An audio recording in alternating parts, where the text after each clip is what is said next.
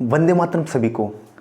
आज की क्लास में आपको टोन्स नदी के जो भी इंपॉर्टेंट क्वेश्चन होते हैं सबके सब मैं बताऊंगा, जो आने वाले एग्जाम में आपके यूकेपीएससी में आने वाले हैं उनको मैं बताने जा रहा हूं आपको। ठीक है, जो हमारा टॉपिक है वो हमारा टोन्स नदी।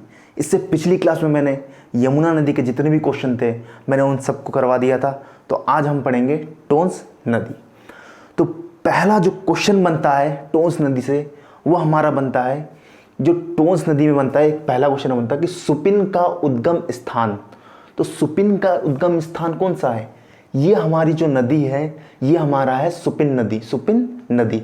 ठीक है, तो ये हमारी निकलती है स्वर्गारोहणी हिमनद से निकलती है। तो आपसे अगर पूछ दिया जाए क्वेश्चन में कि सुपिन का उद्गम स्थान क्या है, तो सुपिन का जो उद्गम स्थान है वो क्या है? स्वर्गारोहणी हिमनद है।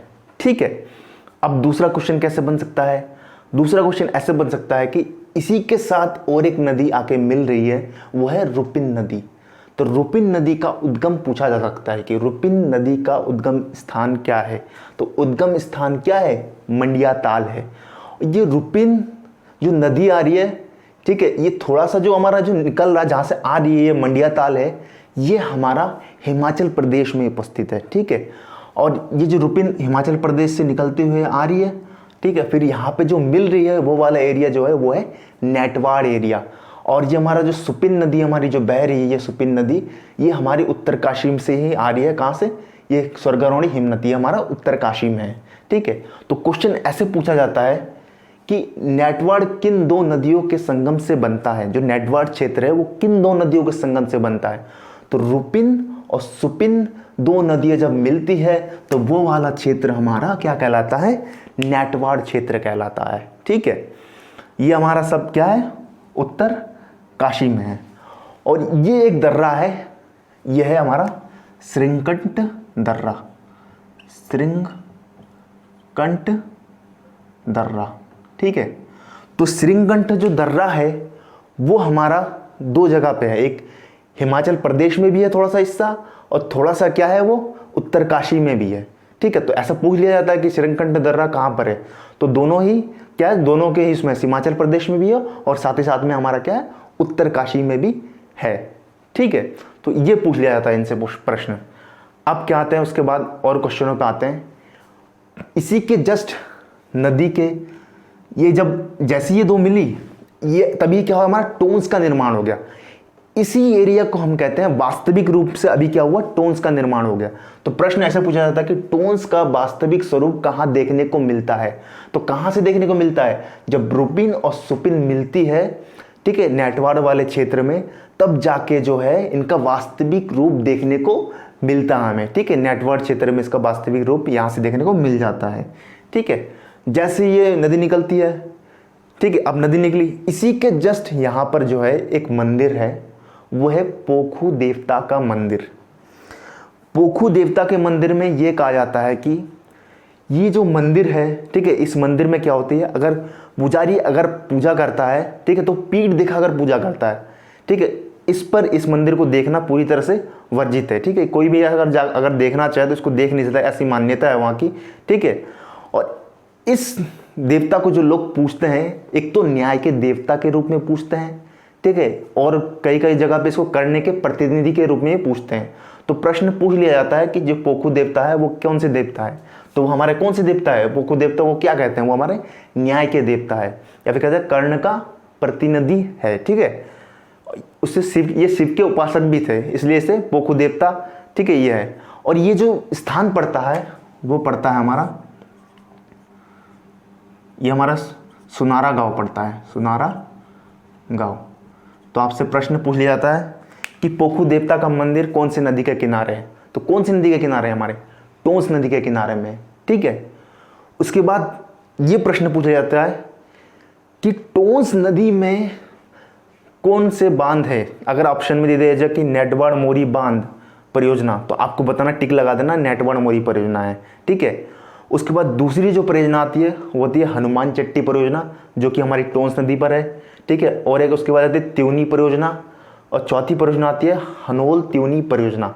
ठीक है, ये जो जितनी परियोजना आती है, अगर पूछ लिया जाए कि त्यूनी परियोजना कौन सी नदी पर है, तो आपको आग बंद कर टिक लगा देना है, किसमें? टोन्स नदी पर बनी हुई है। ठीक है, तो इसका मेगावाट क्षमता कितना है उसको मैं बताना चाहूँगा। जो नेटवर्क का है वो है 60 मेगावाट का है। और ये हनुमान जो चट्टी है हमारा, ठीक है, हनुमान चट्टी जो है वो हमारा 30 मेगावाट का है। और त्यूनी परियोजना जो है हमारा वो है 66 मेगावाट का। और ये जो हमारा हनोल परियोजना, हनोल त्यूनी परियोजना, ये हमारा है 50 मेगावाट का, ठीक है, ये हमारा 50 मेगावाट का है, ठीक है। अब क्या होता है, अब क्या आता है, जैसे कि टोम्स को एक इस नाम से भी जाना जाता है, इसका जो पुराना नाम है वो तमसा नाम है। तो इससे क्वेश्चन ऐसा आता है कि टोन्स का पुराना नाम क्या है, टोन्स का पुराना नाम क्या है, तो टोन्स का पुराना नाम क्या है, तमसा। वैसे ही पूछा जाता है कि सुपिन का पुराना नाम क्या है, तो कर्म नाशा नाम है, ठीक है। अब क्या होती है, ये जैसी उत्तरकाशी से होते हुए आती है, अब क्या करती है, ये देहरादून में प्रवेश करती है। तभी क्या होता है, इसमें एक नदी आके मिलती है जो है हमारी पावर नदी, पावर नदी, ठीक है, ठीक है, पावर नदी आती है। वो कहाँ से आ रही है हमारी, वो आ रही है चंद्रनाहन झील से आ रही है। तो पूछ लिया जाता है पावर नदी जो वो कहाँ से आती है, वो हमारी चंद्रनाहन झील से आती है, ठीक है। तो चंद्रनाहन जो झील है वो हमारा हिमाचल प्रदेश में है, ठीक है। अब क्या होती है, ये नदी ऐसे आगे बढ़ती रहे, आगे बढ़ती रहती है, फिर इसको कहते हैं गिरी नदी आके मिलती है, उसमें मीनस नदी आके मिलती है। तो ऐसे पूछ लिया जाता है कि गिरी नदी किसकी सहायक नदी है, तो किसकी सहायक नदी है, टोन्स की सहायक नदी है। जैसे पूछते हैं मीनस किसकी सहायक नदी है, तो ये भी हमारे किसकी है, टोन्स की सहायक नदी है, ठीक है। उसके बाद जैसे ही जाते हैं तो हमें एक परियोजना देखने को मिलती है, वो मिलती है हमें किसाऊ बांध परियोजना, बहुत ही ज़्यादा इंपॉर्टेंट परियोजना है, ठीक है। पहले तो इससे ये प्रश्न पूछा जाता है कि ये जो हमारा जो ये है, मतलब टोन्स नदी है, पहले तो ये पूछा था कि टोन्स नदी है वो किन दो राज्यों के बीच में सीमा का निर्धारण करती है। तो वो किन दो राज्यों के बीच में, एक तो हमारा हिमाचल हो गया और एक क्या हो गया, हमारा हिमाचल हो गया, एक हमारा उत्तराखंड हो गया, ठीक है। इन दो राज्यों के बीच में क्या कर रही है, सीमा का निर्धारण कर रही है, ठीक है। और ये किसाऊ बांध परियोजना है, ये हमारा दो राज्यों के बीच में मिलकर बना हुआ है, इस राज्य में भी है और इस राज्य में भी, उत्तराखंड के राज्य में भी है और इधर हिमाचल प्रदेश में भी।